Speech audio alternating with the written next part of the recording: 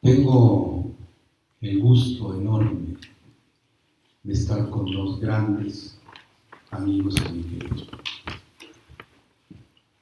Quiero nombrar primero a Vicente García Huidobro Santa Cruz, el nieto de... Yo hace poco puse en un prólogo Palabra de Dios. Quiero presentarles que es el nieto de otro Dios, que se llama Vicente Huidobro. Y la verdad es que eso me honra estar con el nieto. Es un acontecimiento que todos los que estamos acá va a ser difícil que lo olvidemos. Y en un momento ustedes van a dar cuenta por qué lo digo. Estoy también con otro muy querido amigo que pasó jornadas aquí de lucha, casi, de sobrevivencia, con mi amigo Mario Meléndez, un poeta también de esta altura. No solo por la cantidad de libros que guarda en la memoria, sino porque tiene, digamos, y permítanme, quizá me equivoque, pero tiene una poesía divina, en el término de la divinidad. Así que, y con un humor que no vieran ustedes. Dicho esto y estas presentaciones, que no hace falta decir más, porque en realidad ellos, cuando tengan la palabra, ustedes entenderán por qué digo todo esto. Y el motivo que me trae a mí ahora, perdón, la verdad es que yo también soy un poco fetichista y con toda franqueza quiero grabar este acontecimiento. Me disculpo por ello, pero mi modo no puedo evitarlo. Entonces comenzamos. Y también esto tiene que ver porque Laberinto Ediciones, la editorial que de algún modo me ha distinguido con acercarme a su dirección, ha sido quien acoge en México la Biblioteca Vicente Huidobro. Laberinto Ediciones, este año de 2018, publica por primera vez, después de más de 35 años, según el informe que tengo, las 3 inmensas novelas que, conversando hace un poco con Vicente, me decía o comentábamos que no son 3, sino 5 inmensas novelas en este modesto pero hondo libro que tenemos aquí. Así que aquí vienen, aunque no lo parezca, 5 inmensas novelas. Este es el libro que nos ocupa, pero también dar cuenta.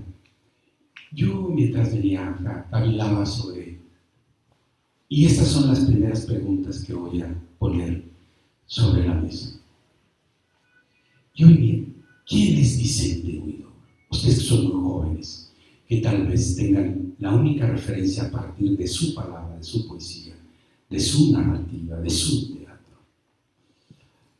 ¿Quién es Vicente Huidobro? Y yo preguntaría, esta sería la primera, ¿quién es Vicente Huidobro? Buenas noches, es un gusto estar acá y un honor estar junto a Esteban y su editorial Laberinto en la presentación de este libro. Agradecemos también al Fondo de Cultura Económica que nos acoge esta tarde y poder conversar con ustedes. La verdad que la pregunta que me hace es como de las más difíciles, porque una de las características que tiene Vicente Huidobro es haber vivido una vida de manera muy intensa, haber realizado una cantidad de actividades en apenas 54 años, porque muere a los 54 años, dejando una inmensa obra poética, dejando una cantidad de ensayos y de libros teóricos sobre el quehacer artístico, cultural, poético, y dejando además 2 obras de teatro. Una de ellas, En la Luna, fue calificada como antecesora de Ionesco, con la cantante Calva, o sea, un hombre que se adelantó también en el teatro a anticipar el absurdo, lo que se llamó el movimiento del absurdo en teatro. También fue un hombre que escribió Mío Cid Campeador, novelas que son Mío Cid Campeador, la novela de un poeta, que la define, que tiene elementos que son muy interesantes. Yo se los recomiendo a todos que la lean porque van a disfrutarlo mucho. hay mucha imaginación poética allí, y que también fue calificada como un antecesor, un anticipo de la novela del boom literario y todo lo que fue la novela nueva latinoamericana con autores que son de conocimiento de todos ustedes, como García Márquez y demás. De manera que en materia de arte hizo bastante labor y además termina el siglo XX con una gran exposición en el Museo Reina Sofía, donde se presentan de España, de Madrid, donde se presentan por primera vez sus poemas pintados. Luego lo había hecho caligrama desde muy pequeño y de niño incluso dibujaba unas cruces y inventaba unos poemas en los pedestales. Y termina con unos poemas que son muy singulares, que era una colección de 13 poemas, que lo ubican en un hecho que es único tanto en la pintura como en la literatura, porque según los teóricos, no se parecen en nada a nada. Y eso significa que acabó.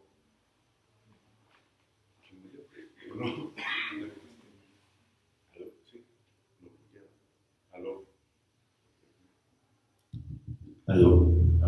Ahí sí. Y eso significa que hay una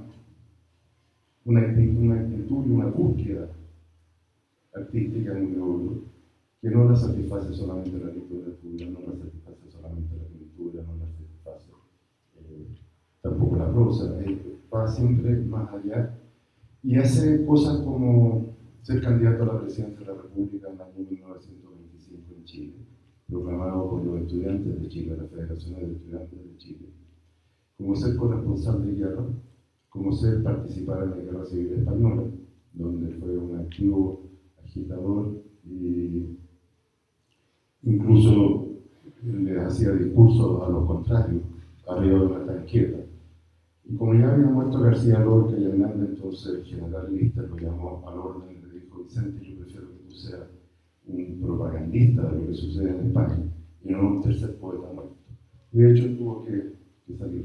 Pero en fin, lo que podemos decir es que un hombre que usó su ingenio, su inteligencia, su imaginación en múltiples campos. Fue hasta coleccionista de arte africano, porque para él, y eso le significó una polémica importante en París, dijo que el arte africano no era un arte de esclavos. Con lo cual, ¿por qué gritó tanto a muchos teóricos? Porque lo que le estaba diciendo era que era un arte libre. Y eso mismo lo había sentido Picasso, lo había sentido Braque y otros pintores grandes del siglo XX. De manera que, si hay algo que te puedo decir, es que un hombre que evolucionó constantemente, ese es el rasgo casi fundamental, y el único anterior es que un hombre que teoriza desde muy pequeño. O sea, siempre es un autor que está teorizando sobre su propio quehacer, reflexionando sobre su arte, sobre el arte de los demás, y lo otro es que evoluciona permanentemente y defiende con dientes y muelas su evolución, y aunque pensara ayer esto, y si hoy día piensa esto, no tenía ningún complejo en decir hoy pienso esto y defenderlo como suyo. No sé si satisface en algo tu pregunta. Pues sí, y me surgen otras, por ejemplo, ahora que mencionabas la relación con Picasso, por ejemplo, me parece que una conversación recién allá en Guadalajara, hablábamos sobre esta influencia, se puede decir, de Guido, ¿no?, para que Picasso pueda realizar el Guernica, ¿no? Aquí yo soy cuidadoso en la palabra influencia. La verdad es que lo que se trata aquí son pares, que se reconocen como pares, tanto Picasso, Grillo, Apollinaire, varios en este mundo, que lo acogen cuando llega de Chile en plena guerra, en la plena Primera Guerra Mundial, con un París bombardeado por los alemanes, por los aviones. Lo acogen como un par, lo ayudan, lo colaboran, lo ayudan a traducir sus poemas, a publicarlos en Europa. Y lo que sucede con Picasso es que además hay varios teóricos que han estudiado que dicen que lo que tenían muy en común era un temperamento que era muy libre, muy imaginativo, mucho menos riguroso, severo, rígido que Juan Gris, Reverdy, por ejemplo, y que por tanto tenían mucha afinidad de personalidad los dos. la síntesis que hacen ellos, que dicen que tanto Picasso como Huidobro sentían lo que estaba en el aire y lo presentían, lo podían traducir en obras, ¿verdad? Y en particular lo que sucede es que, además de tener una gran relación de amistad y que tenían periódicamente reuniones y se juntaban en casa de Huidobro, no solo ellos, sino que muchos más. Porque en Europa normalmente los escritores se reunían en los cafés y no incorporaban a las mujeres. Era solo de hombres, fumaban, conversaban y hablaban de literatura, de política, lo que fuera. Y Huidobro no.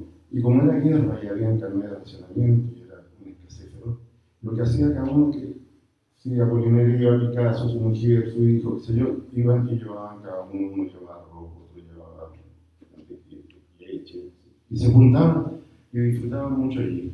Pero lo que sucede en particular, a tu pregunta, yo no diría influencia, pero sí diría una afinidad espiritual muy grande, que se reflejó permanentemente en ese tiempo donde la generosidad y la solidaridad entre los artistas era feroz, porque este escasez significaba que no había papeles porque los alemanes impedían que la industria del papel funcionara, y no había papeles para pintar, y no había papeles para escribir, no había nada. Si tú tenías papel, pero yo tenía pintura, y tú te faltaba pintura y yo papel, hacíamos trueques, pero sin cobrarse, los trueques se apoyaban. Y en este se creó un clima muy especial, porque en ese momento Huidobro hizo su poema pintado, Juan Gris, que era un pintor, hizo por primera vez una escultura con Lichis, que era un gran escultor de ese momento.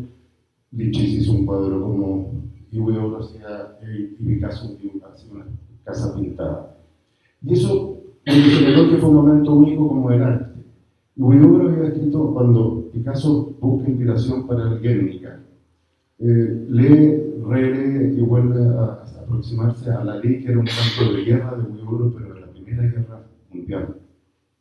Y eran las calles desazotadas con todos los bombardeos, con toda la destrucción, con toda la muerte, con toda la aflicción de las madres, con todo el dolor de los hermanos.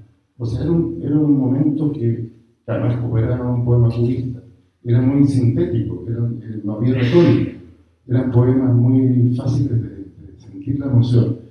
Y a mí en una conversación telefónica Picasso me dijo que él realmente estaba muy agradecido de haber tenido la oportunidad de estar con Huidobro, pero que no por, como digo, no por influencia, sino que por estas afinidades anímicas que le permitían tener un diálogo muy fácil, además que su obra fue un momento de inspiración para otra obra que era casi la mayor obra de Picasso, y una de las grandes obras emblemáticas de la pintura del siglo XX. Una vez Horacio Salas me dijo que una obra de arte, Horacio Salas, el poeta argentino, me dijo alguna vez, una obra de arte impulsa a otra obra de arte. Quizá hay el asunto del impulso, ¿no?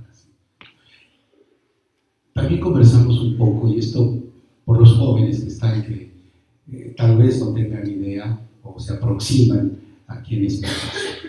Pero también hay otro personaje, me parece importante, al menos desde mi punto de vista, dado que veo yo al poeta, al dramaturgo, al novelista, lo veo medio cósmico, un poco celestial incluso, o celeste, ¿no? Un poco lunar incluso también a Huidobro. Entonces voy hacia el asunto de la ciencia, con este otro personaje que me parece no solo importante en la vida de muchos, ¿no? Ahora es Albert Einstein.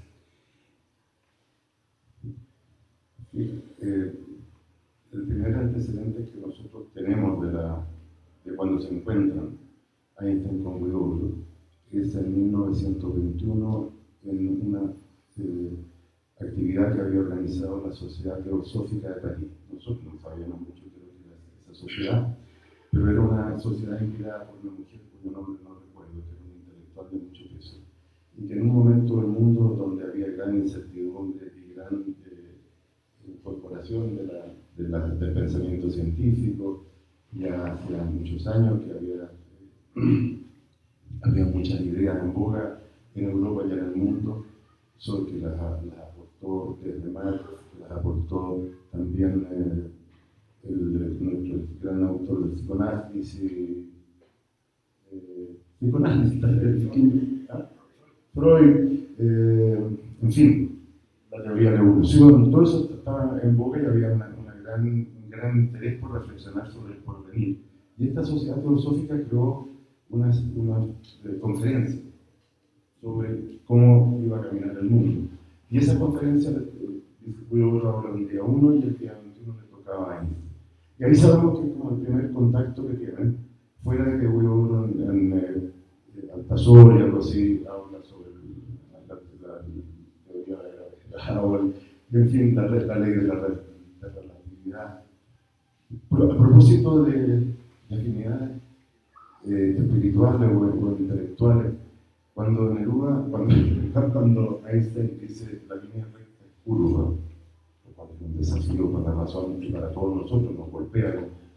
En ese momento, W escribe: los 4 puntos cardinales son 3, el sur y el norte, lo cual es un juego que refleja bien, hay una definición para eso en literatura, digamos, pero si uno piensa en la ley de la relatividad, cuando uno dice los 4 son 3, y al final nombra 2, es como el mismo juego que se producía con esto, pero lo que tenemos de concreto es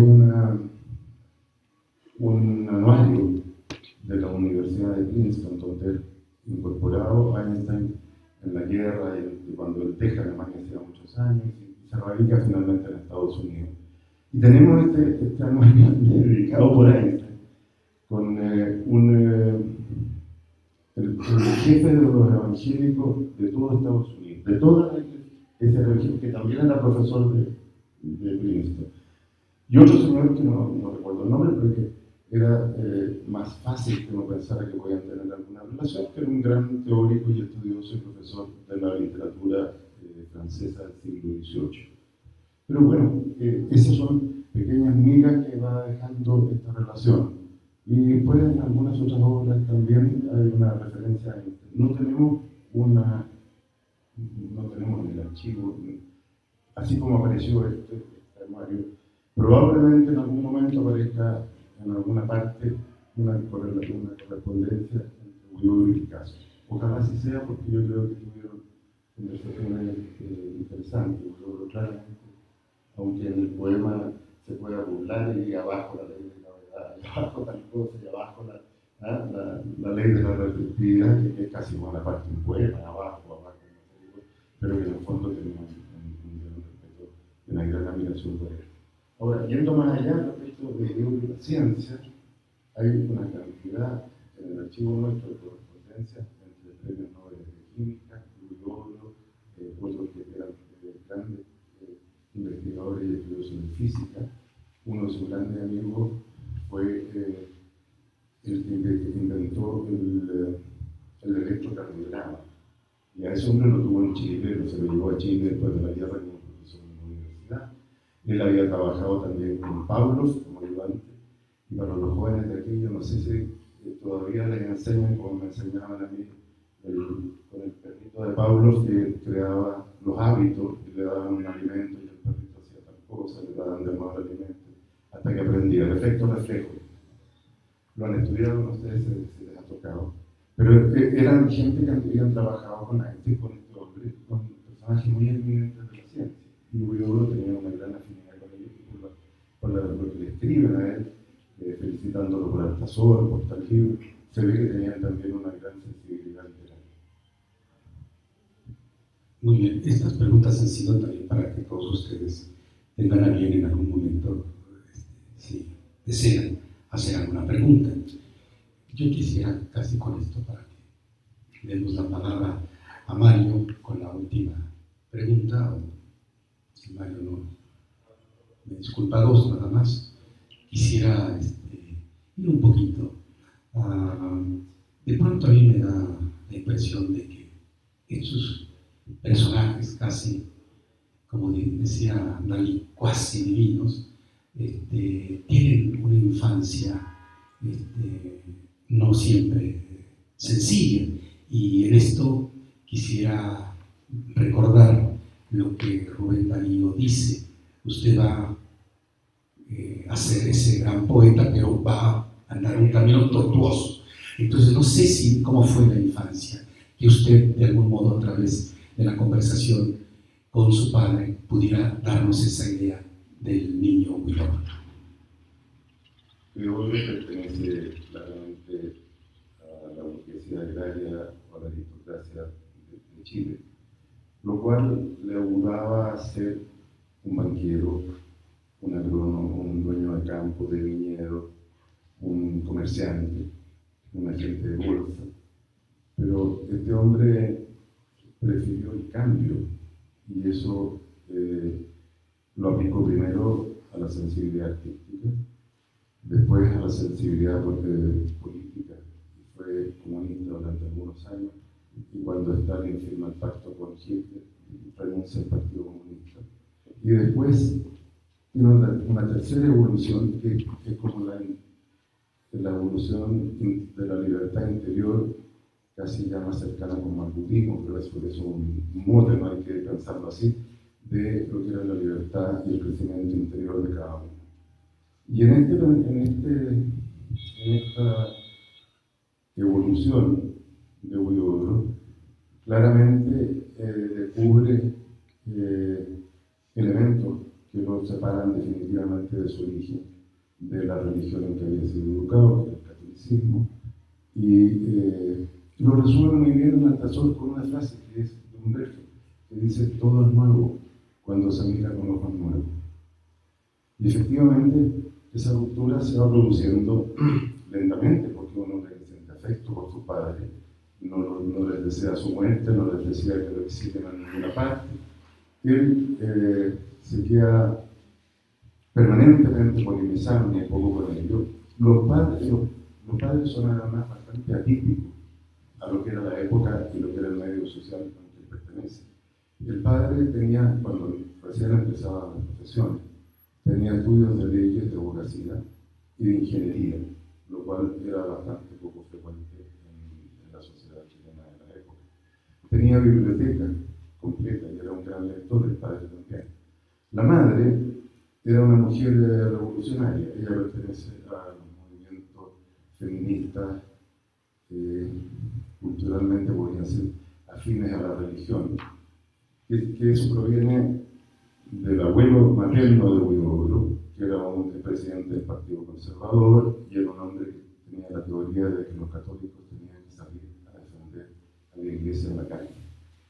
Y esa defensa de la iglesia en la calle se traducía en ir a las poblaciones, en ir a evangelizar, digamos, a combatir y a defender algunas posturas avanzadas de la iglesia. Sin embargo, la herencia mayor que deja en Huidobro esto son, uno, lo que se llamó las tertulias, por así decirlo. Tanto su abuelo como su madre tenían tertulias donde juntaban a veces a miembros de la iglesia, otras veces a políticos, otras veces a pintores, escritores, en fin. Esta tradición de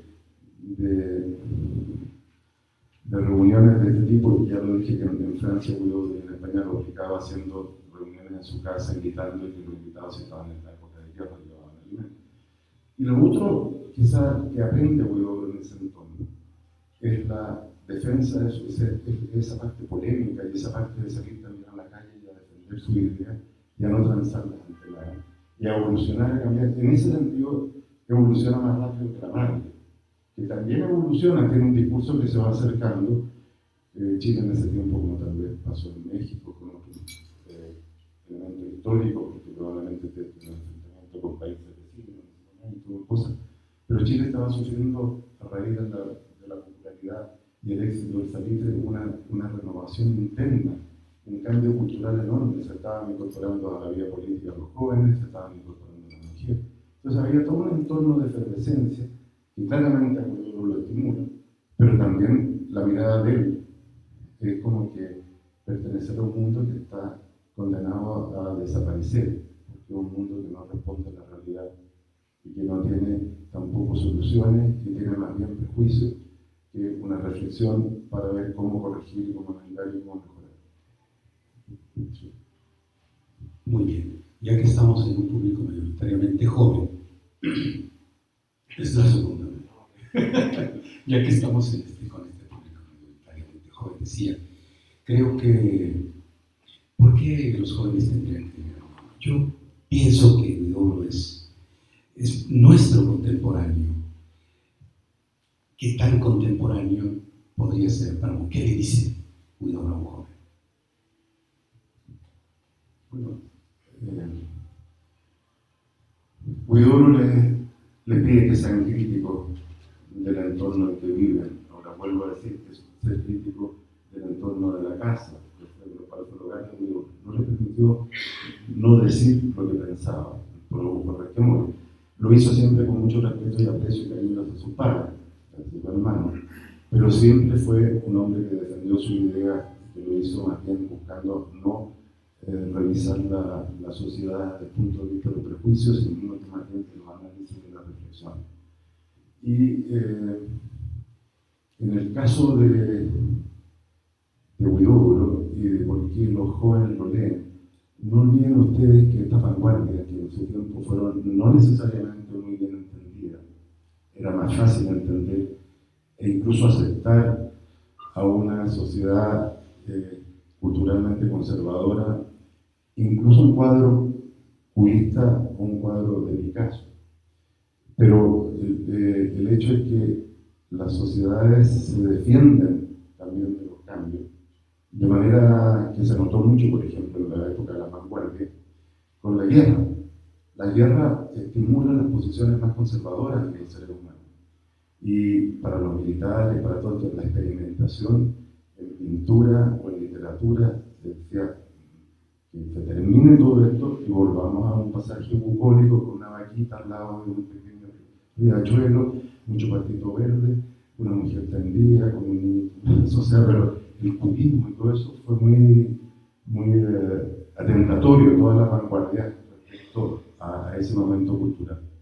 Y sin embargo, hasta hoy, y sobre todo a partir de unos 20 años atrás, las vanguardias son recuperadas y hoy día en este mundo de las comunicaciones instantáneas, en este mundo de la imagen. Para que ustedes sepan, gran parte de las imágenes vienen de lo que fue la inspiración de esas vanguardias pictóricas en el momento, de esas vanguardias literarias que cambiaron el modo de escribir, que lo hicieron mucho más directo, más sucinto. No hay que olvidar que cuando Huidobro escribe poemas árticos, que además ha cumplido 100 años, o sea, tu pregunta cuando dice, ¿por qué? Habría que preguntarle a los jóvenes por qué siguen leyendo Huidobro. Nosotros el año pasado con Fundaciones editamos Horizontal, que es un libro que había cumplido 100 años. O sea, reeditar un libro 100 años después es algo muy novedoso. Y este año hemos reeditado 3 que han cumplido 100 años. Y en poemas árticos, como eran poemas no retóricos, no era como el poema antiguo, sino que muy directo, breve, que yo quiero un poema corto. Los intelectuales españoles, los que no tenían recursos, siendo un libro que no era caro, lo copiaban a mano. Entonces, Huidobro es moderno en la forma en que se expresa. O sea, a nosotros nos hace eco, nos emociona, o nos inquieta, o nos hace preguntarnos, porque lo escribe muy directo, muy moderno. Escribe como hoy, tal vez como se va a escribir mañana. Pero efectivamente las vanguardias han sido recuperadas y Huidobro es considerado ya por muchas partes, muchos países, Estados Unidos, la vanguardia de la vanguardia. Bien, pues yo casi con esto termino. Muchísimas gracias. Vicente, muchísimas gracias por las respuestas.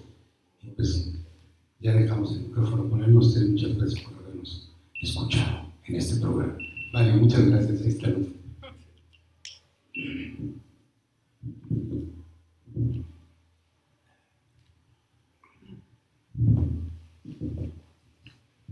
Ella llevaba una camisa ardiente. Ella tenía ojos de adormecedora además. Cuando ella llegaba, dejaba una parte más hermosa muy lejos. Cuando ella se iba, algo se formaba en el horizonte para esperarla. Cito estos textos, estos breves fragmentos, poema emblemático que se llama Ella, perteneciente a un libro también emblemático del año 1941, Ver y Palpar, para para un poco introducir esta conversación que tiene que ver con mi retorno a México. Cuando yo tengo la posibilidad de volver a México, siempre vuelvo a la casa. Y me da mucha alegría que nos acompañe tanta juventud hoy, porque muchos de los años que yo viví en Ciudad de México me dediqué a hacer talleres y laboratorios en preparatorias y en universidad. Entonces, para mí también es muy estimulante que la juventud también pueda acercarse a la obra de Huidobro y acompañarnos en esta noche. Yo de México partí a Italia y ahora estoy de vuelta. Y algo que no mencionaste, bueno, yo trabajo como director general de la Fundación Vicente Huidobro en Santiago de Chile y me ha tocado la grata misión de acompañar a Vicente en la FIL de Guadalajara y también tener esta gran oportunidad de estar con ustedes en esta hermosa casa que es el Fondo de Cultura Económica, la librería Rosario Castellano. Yo he preparado un breve texto de Vicente Huidobro para introducir lo que son 3 inmensas novelas, así que no tengan cuidado, es un texto brevísimo.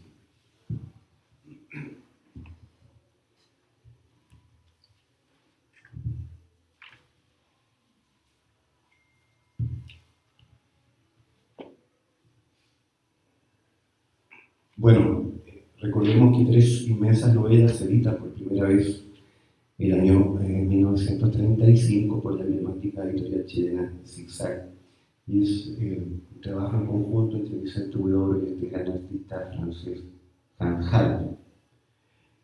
El desenfado de 3 inmensas novelas. Las acciones de construir y deconstruir sin implicancias morales, en eterna inocencia, se encuentran solamente en el juego del artista y del niño, Friedrich Nietzsche. Huidobro siempre desarrolló un carácter premonitorio en todo aquello que vislumbró o idealizó. Lo hizo en sus primeros caligramas de 1912, 2 años antes que Apollinaire en Francia diera a conocer los suyos, que llevara a sostener al investigador de la Universidad de California, Herschel Chip, que los caligramas de Huidobro están más cerca del cubismo, pues resalta en ello la geometrización y estilización de la forma, a diferencia de los de Apollinaire, que son mucho más ligeros, concebidos a manera de un juego caprichoso y con imágenes más literales del tema tratado.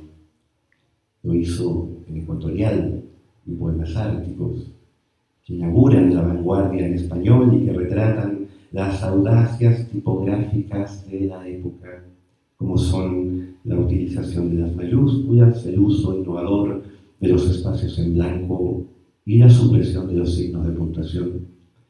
Lo hizo en su concepción estética creacionista, para la cual creará un basamento teórico que llevaría a decir el profesor argentino José Ingeniero: su sueño de una poesía inventada en cada una de sus partes por los poetas me parece irrealizable, aunque usted lo haya expuesto en una forma muy clara, incluso muy científica.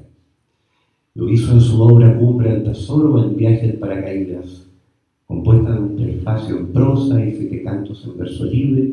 Es el 3er poema de largo aliento de Huidobro, luego de Arán y Ecuatorial.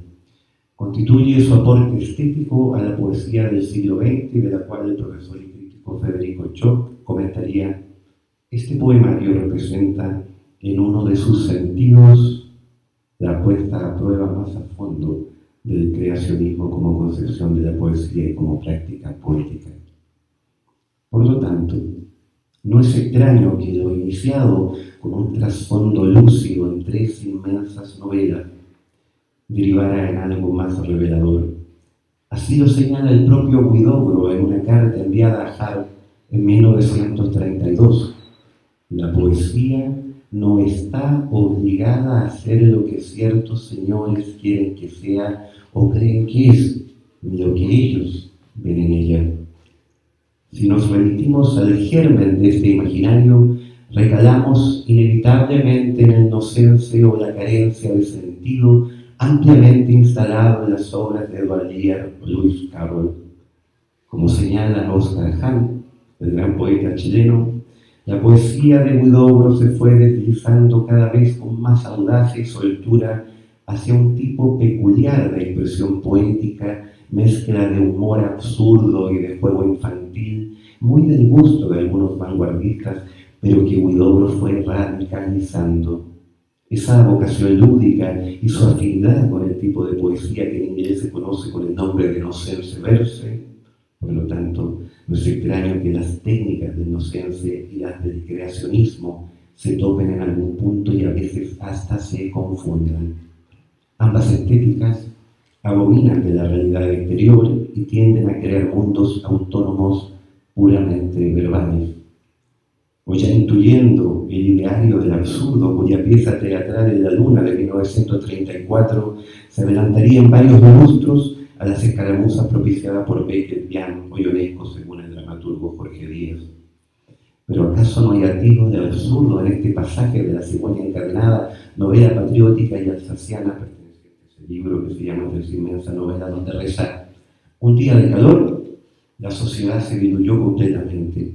Solo quedaron en algunos asientos pequeños pedazos de hielo que fueron empleados en la fabricación de refinados cócteles. Poco después acaeció un hecho de suma importancia: la muerte del héroe de la inmensa guerra, el mariscal Duval. Su entierro fue algo sublime, raras veces se había visto algo semejante. Millones de personas asistieron a sus funerales, todas las tropas desfilaron con sus banderas, sus trofeos y sus abuelas. El féretro del mariscal iba colocado en la punta de un cañón.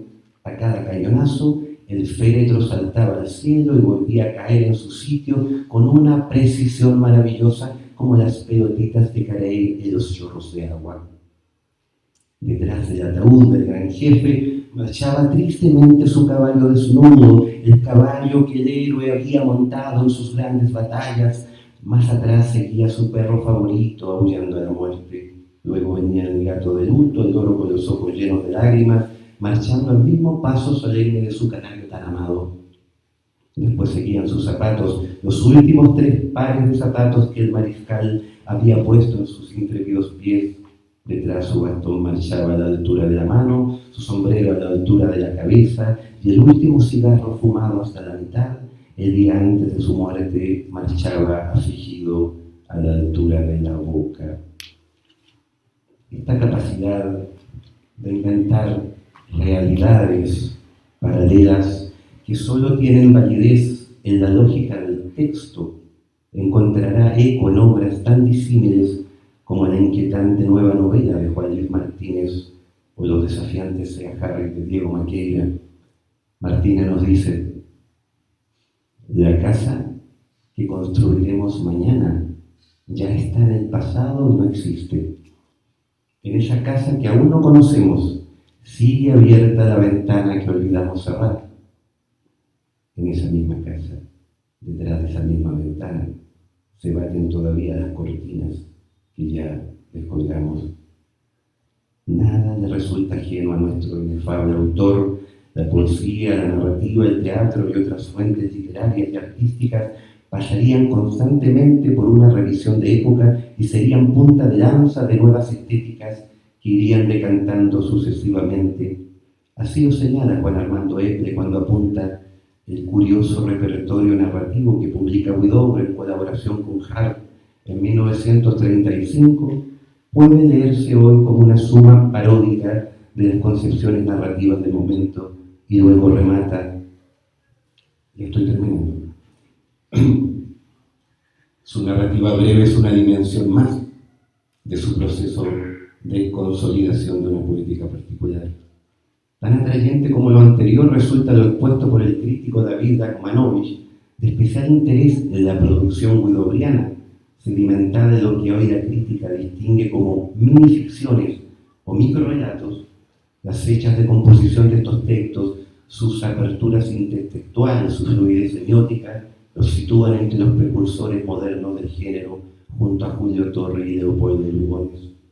3 inmensas novelas refuerzan no solo el perfil anticipador de Huidobro a una nueva estructura de género, sino a todo aquello que cae dentro de su órbita creativa.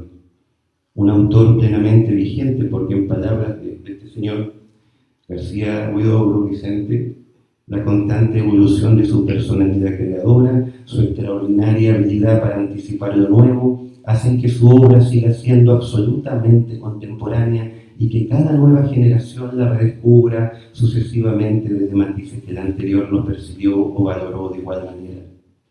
Celebramos su aparición en estas tierras aztecas que tanto han cobijado a la poesía chilena. Agradecemos a Laberinto Ediciones y a la Universidad Juárez Autónoma de Tabasco por aunar esfuerzo para que esto sea posible. Huidobro ya tiene una casa editorial que lo arrope y lo apapache, como dirían por estas latitudes. Enhorabuena.